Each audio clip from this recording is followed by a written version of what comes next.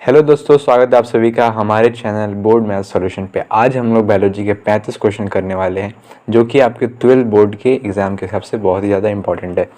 मेरे एक्सपीरियंस के हिसाब से 9 से 10 क्वेश्चन सेम एज टेक्स्ट जो इस क्वेश्चन में हम लोग करेंगे प्रैक्टिस, उसमें से 9 से 10 question same as text board के एग्ज़ाम में आ सकते हैं। तो आप लोग इसलिए इस वीडियो को बहुत ही केयरफुली तरीके से पूरा एंड तक देखिएगा।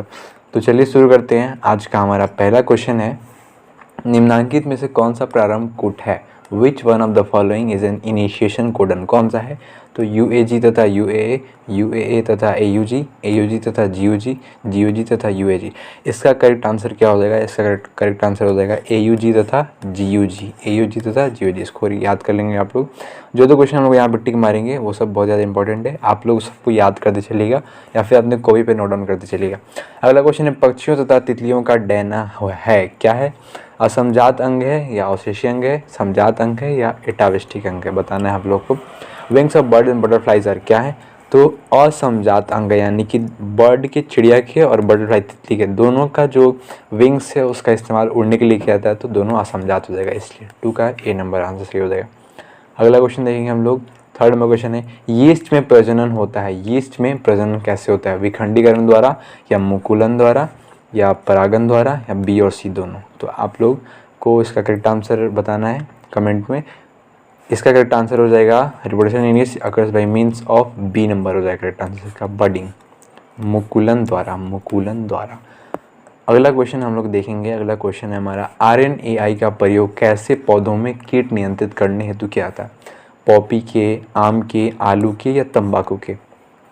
RNAi is use to control pest in which plant? कौन से पौधे में RNAi का यूज किया जाता है पेस्ट को कंट्रोल करने के लिए? तो तंबाकू हो जाएगा इसका करेक्ट आंसर, तंबाकू, तंबाकू। अगला क्वेश्चन देखेंगे हम लोग।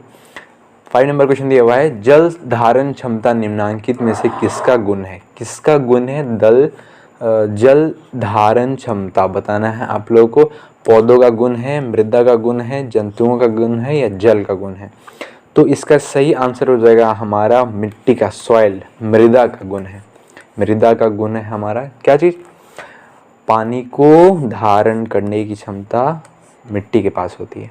अगला क्वेश्चन हम लोग देखेंगे 6 नंबर क्वेश्चन, निम्नांकित में से कौन सा प्रतिबंधन एंजाइम चिपचिपे सिरे उत्पन्न करता है? चिपचिपे सिरे कौन सा एंजाइम उत्पन्न करता है? EcoRI, हिन थर्ड, सेल फर्स्ट बताना है, और इनमें से कोई भी नहीं, इनमें से सभी सॉरी। तो इसका सही आंसर हो जाएगा आपका EcoRI। EcoRI जो हमारा एंजाइम है वो चिपचिपे सिरे उत्पन्न करता है। अगले क्वेश्चन देखिए हम लोग 7 नंबर क्वेश्चन, लेजिड कोशिकाएं निम्नांकित में से किसका स्रावी स्रोत है? किसका स्रावी स्रोत है? मतलब लेजिड सेल जो है are the secretory source of which of the following? कहाँ से लेजिड सेल सिक्रेट किए जाते हैं? तो इसका करेक्ट आंसर हो जाएगा ऑप्शन नंबर C, एंड्रोजन के द्वारा, एंड्रोजन के द्वारा, एंड्रोजन के द्वारा। ये बहुत ही इंपॉर्टेंट क्वेश्चन है, आप लोग इसको मार्क कर लीजिएगा अपने नोटबुक में, ये रिपीट हो सकता है अपने बोर्ड के एग्जाम में। अगला क्वेश्चन है, अगुणित गुणसूत्र पाया जाता है, हैप्लॉइड क्रोमोसोम इज फाउंड, किस में पाया जाता है? भ्रूण में, युग्मनज में या बीज में या युग्मक में? तो गैमेट में पाया जाता है, आप सभी को पता है, जैसे कि युग्मक में हैप्लॉइड क्रोमोसोम यानी कि अगुणित गुणसूत्र पाया जाता है। अगला क्वेश्चन हम लोग देखेंगे 9 नंबर क्वेश्चन, निम्नलिखित में से कौन सा क्राई जीन फसल को छेदक से बचाता है? Cry 1AB, cry 2AB, cry 1AC या हिन third? Which क्राइजीन in the following protects the crop from borer? किससे बचाता है? तो क्राई 1AB इसका सही आंसर हो जाएगा, क्राई 1AB सही आंसर हो जाएगा। अगला 10 नंबर क्वेश्चन देखेंगे हम लोग। 10 नंबर क्वेश्चन भी बहुत ज़्यादा इंपॉर्टेंट है, इसको भी आप लोग मार्क कर लीजिएगा अपने नोटबुक में। निम्नांकित में से यीस्ट किसका मुख्य स्रोत है? यीस्ट का मेन सोर्स क्या है आप लोगों को बताना है? राइबोफ्लाविन, विटामिन C, प्रोटीन या शर्करा? क्या है? Yeast is the main source of which of the following? मतलब किसका यीस्ट मुख्य स्रोत है? तो इसका सही आंसर हो जाएगा ऑप्शन नंबर A, राइबोफ्लेविन।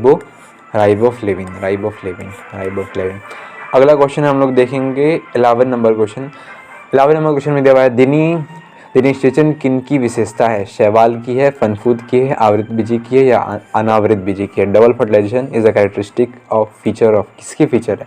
तो इसका सही आंसर हो जाएगा आवृत बीजी, एंजियोस्पर्म्स की खूबी होती है क्या चीज़? Double fertilization. नेक्स्ट क्वेश्चन है, पुष्पासन किस फल का खाया जाने वाला भाग है?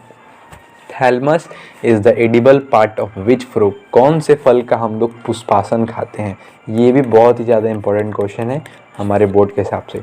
तो इसका सही आंसर हो जाएगा बी और सी दोनों, सेब और नाशपाती। सेब और नाशपाती दोनों थैलमस वाले पार्ट से ग्रो करते हैं, और जो फ्रूट थैलमस वाले पार्ट से ग्रो करते हैं, जो फ्रूट थैलमस वाले पार्ट से ग्रो करते हैं उनको हम लोग फॉल्स फ्रूट भी बोलते हैं। फॉल्स फ्रूट भी बोलते हैं, इसको आप लोग याद रखिएगा। फॉल्स फ्रूट बोलते हैं, तो सेब और पियर क्या होगा? फॉल्स फ्रूट भी हो जाएगा। ठीक है, अगला क्वेश्चन है 30 नंबर क्वेश्चन हमारा। अदरक में कायिक प्रवर्धन किनके द्वारा होता है? Vegetative propagation occurs in ginger bye means of. किसके द्वारा होता है? बल्ब द्वारा होता है, प्रकंद द्वारा होता है, ट्यूबर द्वारा होता है, या जड़ द्वारा होता है? तो वेजिटेटिव प्रोपगेशन जो होता है अदरक में वो होता है राइजोम द्वारा, प्रकंद द्वारा। ये भी बहुत ही ज़्यादा इम्पोर्टेंट प्रश्न है। अदरक का और आलू का ये सब बहुत ज़्यादा इम्पोर्टेंट है। अगला क्वेश्चन है, अनुवादन की क्रिया वास्तव में क्या है? अनुवादन की क्रिया वास्तव में क्या है? डीएनए संश्लेषण है, प्रोटीन संश्लेषण है, आरएनए संश्लेषण है, या राइबोसोम संश्लेषण है? इसका करेक्ट आंसर हो जाएगा हमारा आरएनए संश्लेषण, आरएनए सिंथेसिस। ये तो डेफिनेशन है आरएनए सिंथेसिस का, इसका डेफिनेशन है, इसको आप लोग याद कर लीजिएगा। ये क्वेश्चन हमारा 2 मार्क्स के क्वेश्चन में भी आ सकता है, इसलिए इसको रिमेंबर कर लीजिएगा आप लोग। अगला क्वेश्चन है हमारा, डीएनए प्रतिकरण के दौरान पश्चगामी सूत्र का निर्माण कैसे होता है? छोटे खंडों में, असंत में, ए और बी दोनों में, या संतता में? During DNA replication lagging strand is formed in what way? कौन से तरीके से लैगिंग स्ट्रैंड बनता है? तो इसका सही आंसर हो जाएगा हमारा इन शॉर्ट सेगमेंट्स, छोटे खंडों में। कभी कभी असंतता में भी होता है, डिसकंटिन्यूसली, मगर ज़्यादातर इन शॉर्ट सेगमेंट्स होता है। अगला क्वेश्चन हम लोग देखेंगे 60 नंबर क्वेश्चन है हमारा, तांबा उत्सर्जन करने वाला एक आईडी निम्नांकित में से कौन सा है? Which one of the following is the copper releasing ID? ID का फुल फॉर्म क्या होता है? इसको भी आप लोग याद कर लेंगे, इंट्रा यूटेराइन डिवाइस, जिसका यूज हम लोग कोपुलेशन को रोकने के लिए करते हैं। तो बताना है तांबा उत्सर्जन करने वाला एक आईडी निम्नांकित में से कौन सा है?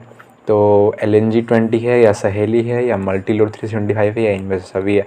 तो 16 का आंसर हो जाएगा ऑल ऑफ द। ये सब जितने भी ऑप्शन दिए हुए हैं ये सब copper releasing intra uterine devices हैं, आईओडीज हैं। अगला क्वेश्चन हम लोग देखेंगे 17 नंबर क्वेश्चन है, एजेनिक संवर्धन क्या है? जीन संवर्धन है, या उत्तक का संवर्धन है, या बिना पोषक पदार्थ के संवर्धन है, या बिना संदूषण के संवर्धन है? व्हाट इज एजेनिक कल्चर क्या है? 70 नंबर का हमारा सही आंसर हो जाएगा B number, culture of tissue, उत्तक का संवर्धन है। 18 नंबर क्वेश्चन में देखेंगे, निम्नलिखित में से कौन सा आंशिक जड़ परजीवी है? चंदन है, एलोवेरा है, अमरबेल है, या लौटाना है? Which among the following is a partial root parasite? कौन सा पार्शियल रूट पैरासाइट है? सैंडल, चंदन जिसको हम लोग बोलते हैं हिंदी में, इसका सही आंसर वो हो जाएगा। अगला क्वेश्चन हम लोग देखेंगे 90 नंबर क्वेश्चन है, कान्हा राष्ट्रीय उद्यान किस लिए प्रसिद्ध है? किसके लिए? घड़ियाल के लिए है, या पक्षियों के लिए है, या गेंडे के लिए, या बाघ के लिए है? तो कान्हा राष्ट्रीय उद्यान हमारा फेमस है बाघ के लिए। सही आंसर डी नंबर हो जाएगा, बाघ के लिए। अगला क्वेश्चन हम लोग देखेंगे, शुक्राणु के एक्रोजोम भाग में रहता है, क्या रहता है? डीएनए रहता है, या फिर फ्रक्टोज रहता है, या फिर माइटोकॉन्ड्रिया रहता है, या फिर हाइड्रोलाइटिक एंजाइम रहता है?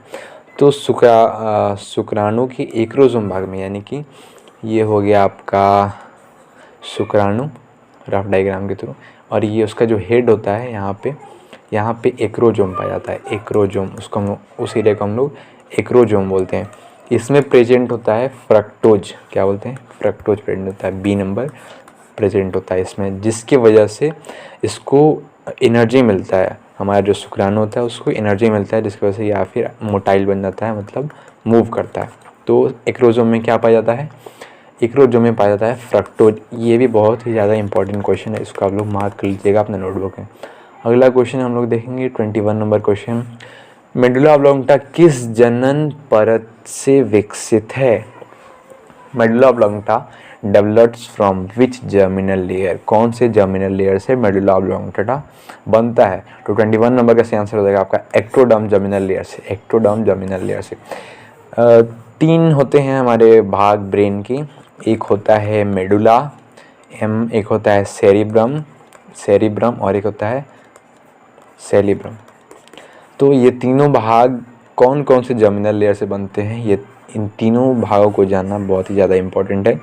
इसमें से आपका एक प्रश्न ऑब्जेक्टिव में आ सकता है, इसलिए आप लोग तीनों का जर्मिनल लेयर याद कर लीजिएगा। जैसे हमारा मेडुला ऑब्लोंगटा एक्टोडर्म से बनता है, वैसे ही सेरिब्रम और सेरिब्रम किससे बनता है वो लोग आप लोग याद कर लीजिएगा। अगला क्वेश्चन हमारा 22 नंबर क्वेश्चन, पनीर तथा दही किस प्रक्रिया के उत्पाद हैं? निर्जलीकरण, पास्तुरीकरण या किण्वन या आसवन? Cheese and yogurt are products of which procedure? कौन से प्रोसीजर का ये लोग प्रोडक्ट हैं? हमारे चीज़ और दही। तो 22 नंबर का सही आंसर हो जाएगा हमारा किण्वन के द्वारा, फर्मेंटेशन के द्वारा हमारा चीज़ और योगर्ट है ये प्रोडक्ट बनाया जाता है इस प्रोसीजर के द्वारा। ये भी एक इम्पॉर्टेंट क्वेश्चन है, इसको डबल स्टार मार्क कर लीजिएगा आप लोग। अगला क्वेश्चन है हमारा, होमो इरेक्टस निम्नांकित में से किसका वैज्ञानिक नाम है? वैज्ञानिक नाम भी आप लोग याद कर लीजिएगा किसका। एक तो आप लोग को पूछा जा सकता है जो कि 11 में हम लोग पढ़े होंगे मैंगो का वैज्ञानिक नाम जिसका होता है मैंजीफेरा इंडिका। मैंजीफेरा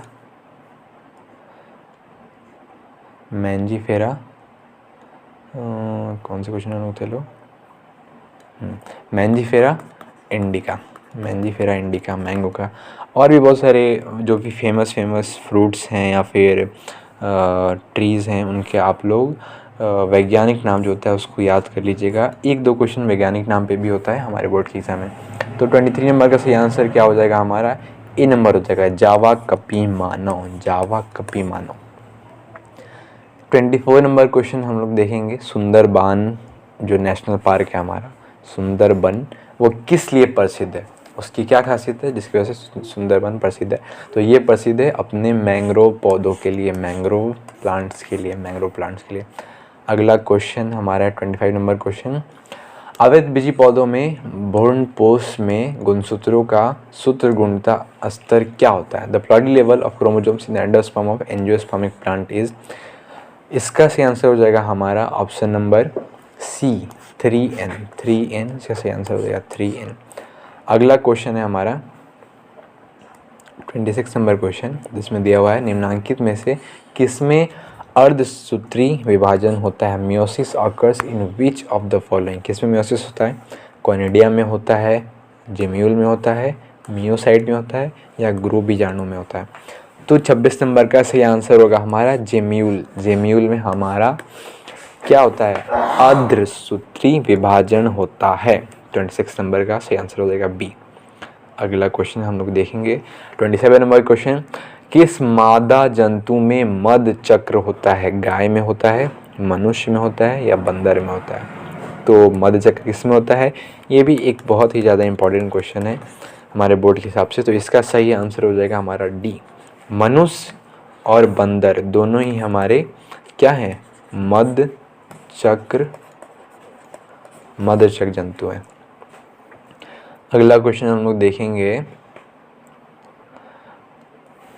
मानव शुक्राणु के एक्रोसोम का निर्माण किसके द्वारा होता है? अभी हम लोगों ने पढ़ा कि एक्रोसोम में क्या पाया जाता है, तो फ्रक्टोज पाया जाता है। अगला क्वेश्चन है हमारा, मानव शुक्राणु में एक्रोसोम का निर्माण किसके द्वारा होता है? 28 नंबर क्वेश्चन है, acrosome of human sperm is formed by, किसके द्वारा होता है? गोल्जी काय मीन्स गोल्जी बॉडी जो हमारा सेल के अंदर प्रेजेंट होता है उसकी वजह से हमारा एक्रोसोम फ्रक्टोज जिसमें प्रेजेंट होता है वो वाला पार्ट शुक्राणु में बनता है। 28 नंबर का ऑप्शन नंबर बी सही हो जाएगा। नेक्स्ट क्वेश्चन हमारा, मनुष्यों में दांत की बीमारी का रोग जनक क्या है? दांत यानी कि आप लोगों ने हम लोग बिहार में कॉमन चलता है एक वर्ड जिसको हम लोग बोलते हैं दिनाय। तो ये किस चीज़ की वजह से होता है? फंजाई की वजह से होता है, कवक की वजह से होता है, या जीवाणु की वजह से होता है, या कृमि की वजह से, या विषाणु की वजह से। ये होता है एक फंजाई की वजह से। और फंजाई कहाँ ग्रो करते हैं? जहाँ पे पानी जब बहुत ही दिन तक वहाँ पे प्रेजेंट होता है और जहाँ पे गीलापन हो जाता है, वहाँ पे अक्सर फंजाई ग्रो करते हैं। उनका फेवरेट जगह होता है, तो वहाँ पे हमारा रिंगवॉर्म जो डिजीज़ है वो ग्रो होता है। इसका सही आंसर हो जाएगा कवक। 29 का है। ये भी एक बहुत ही ज़्यादा इंपॉर्टेंट क्वेश्चन है हमारा, इसको आप लोग मार्क कर लीजिएगा। अगला क्वेश्चन है हमारा 30 नंबर क्वेश्चन। जीन के विभिन्न रूपों को क्या कहा जाता है? Different form of gene are called. Different form of gene are called क्या बोलते हैं? विषम युग्मनज पूरक जीन, या युग्म विकल्पी, या समपूरक जीन। तो 30 नंबर का ऑप्शन नंबर हो जाएगा सी, युग्म विकल्पी allele. Different types of gene are called allele. ये भी हमारा क्वेश्चन है एक डेफिनेशन वाला क्वेश्चन। क्या है? एक डेफिनेशन वाला क्वेश्चन है जो कि 2 मार्क्स में हमारे बोर्ड्स में पूछा जा सकता है। ऐसा क्वेश्चन आता है हमारे बोर्ड्स में, इसलिए आप लोग इसको भी स्टार मार्क कर लेंगे। ये 1 मार्क्स और 2 मार्क्स दोनों के लिए इम्पोर्टेंट है। अगला क्वेश्चन हम लोग देखेंगे, पारस्परिक आश्रय का सिद्धांत किनके बीच होता है? तितलियां तथा फूलों के बीच में, या फिर जू क्लोरेली तथा हाइड्रा के बीच में, या फिर हर्मिट क्रैब तथा सी एनीमोन के बीच में, या फिर ई कोलाई तथा मनुष्य के बीच में। इसका सही आंसर हो जाएगा तितलियां तथा फूलों के बीच में पारस्परिक आश्रय का सिद्धांत होता है, रूल फॉलो होता है। अगला क्वेश्चन है, कैपेसिटेशन का प्राकृतिक क्रिया है। यह कैपेसिटेशन एक प्राकृतिक क्रिया है। यह कहाँ संपन्न होता है? कहाँ संपन्न होता है?